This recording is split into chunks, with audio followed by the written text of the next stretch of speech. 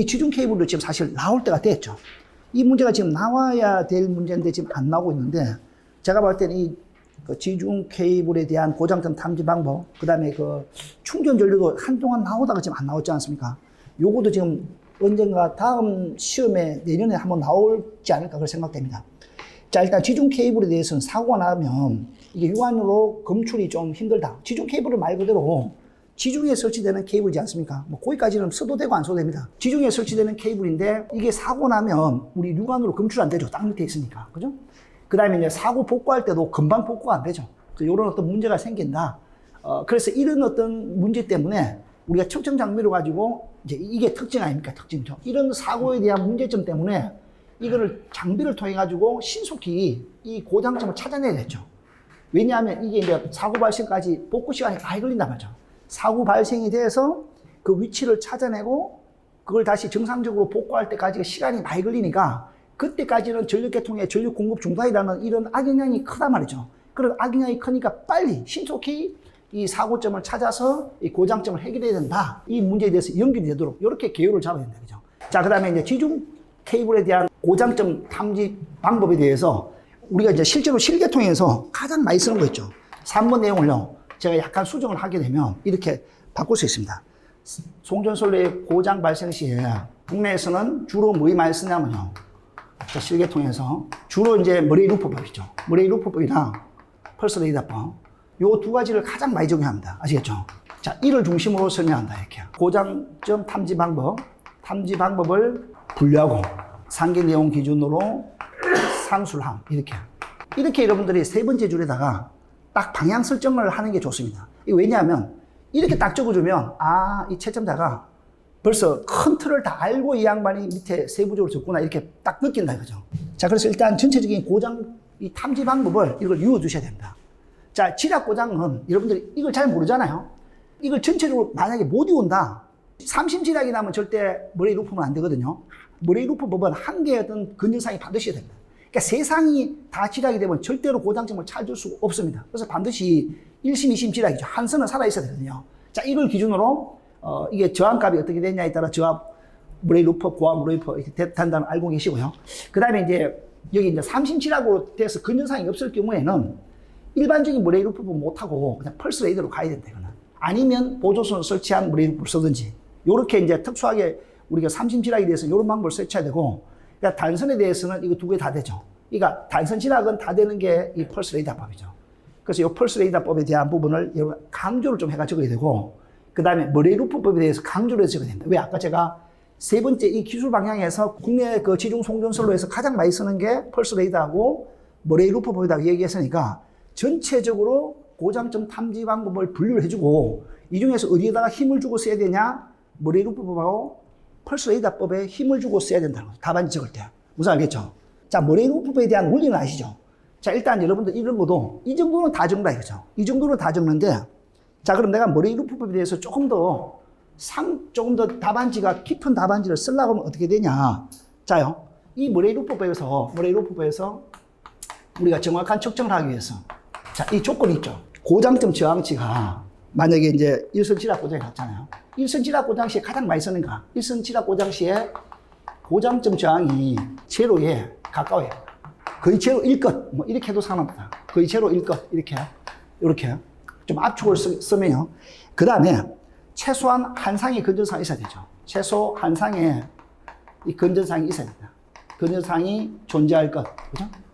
이렇게 항상 말을 압축을 써야 된다. 이 말이 너무 길어버리면 채점자가 읽기가 짜증나거든요. 항상 말도 딱딱딱 키워드만 딱 추려가지고 압축시켜서 제대로 쓰시라는 거죠.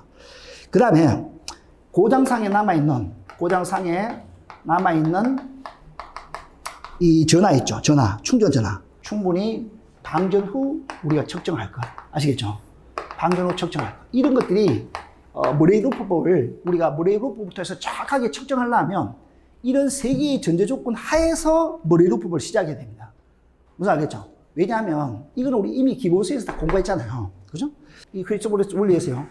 지금 요거 마주보고 있는 저항의 곱은 우리가 같다. 이게 이제 휘스톤 브릿지 원리죠. 자, 우리가 휘스톤 브릿지 원리는 사실 두 가지의 어떤 이론적인 바탕이 있습니다. 휘스톤 브릿지 원리 써놓고 여러분 갈로 읽고요. 첫 번째가 임피던스는 전력선의 길이에 비례죠. 자, 길이에 비례하는 이런 하나의 개념. 그 다음에 마주보고 있는 저항의 곱은 일치한다. 이게 지금 휘스톤 브릿지 원리거든요. 이 휘스톤 브릿지 원리를 의해서 자, 이제 가변장을 조정합니다. 여기다가.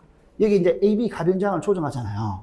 그러면 아까도 말씀드렸지만은 여기 이제 저항값이 딱 제로가 되는 그 순간, 저항값이 제로가 되는 그 순간에 요 급류계가 제로가 되는 거죠.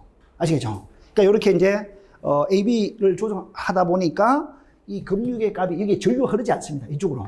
이쪽에 전류가 제로가 되는 그때의 AB 저항이 있죠. 이 가변장을 이렇게 조정하다 보니까 여기 저항이 이 전류가 흐르지 않죠.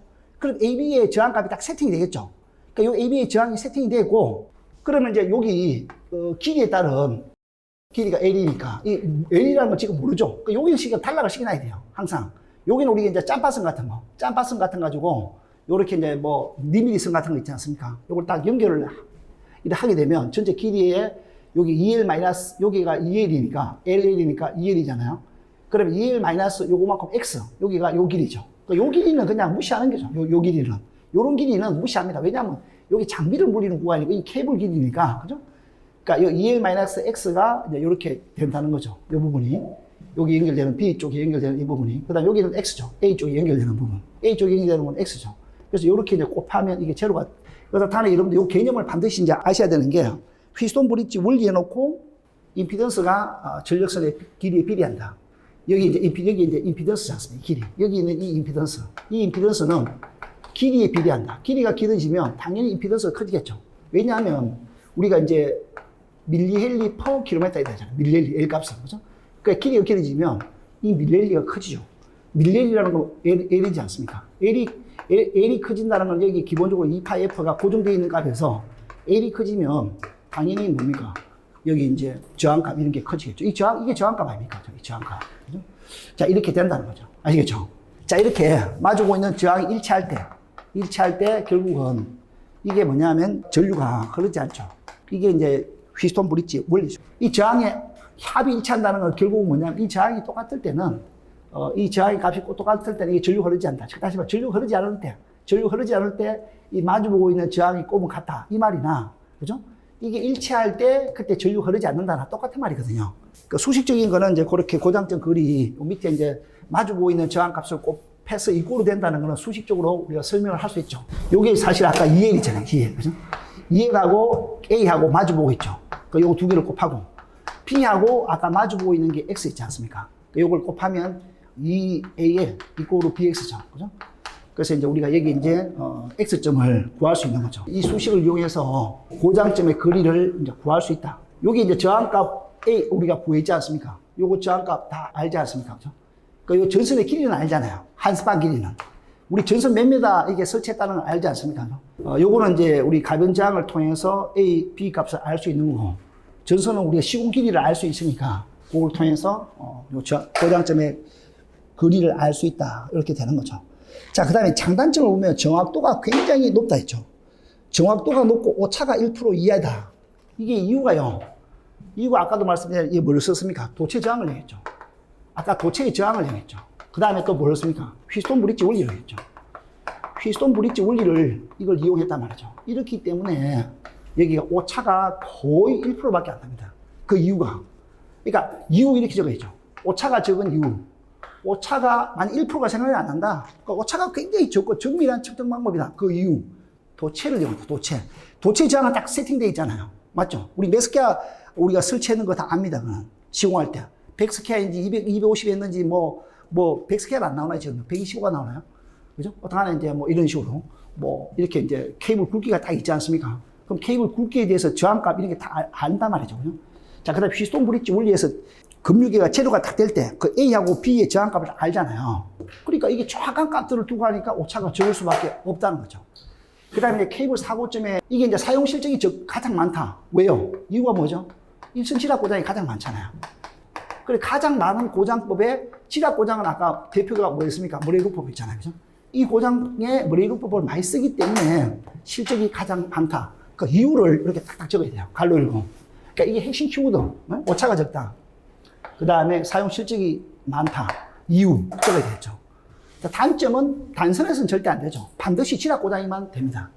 그 다음에 아까도 말씀드렸죠. 이게 지락점에 방전하는 경우는 안 된다. 이게 방전을 다 해야만이 정확한 측정이 된다. 정확한 측정을 하기 위해서는 사고점에서 방전이 되고 있으면 안 된다. 그래서 방전을 다 씻고 난 다음에 측정하라 했잖아요. 그래서 사고점이 지금 방전하고 있는 상태에서는 오차가 발생된다. 이게. 반드시 이제 여기서 근여상에 한 개의 세상 중에 하나는 근여상 있어야 된다 했죠. 그죠? 그래서 이제 삼상 동시에 고장이 나면 여기 이제 측정이 일반적으로 브레이크법을 안 된다. 뭐 보조선 브레이크법을 하게 되면 되지만 그런 거 잘 안 쓴다 이거죠. 일반적인 브레이크법을 쓸 때는 반드시 세 심 중에서 삼상 중에서 한 개는 반드시 이제 근저사에 있어야 된다.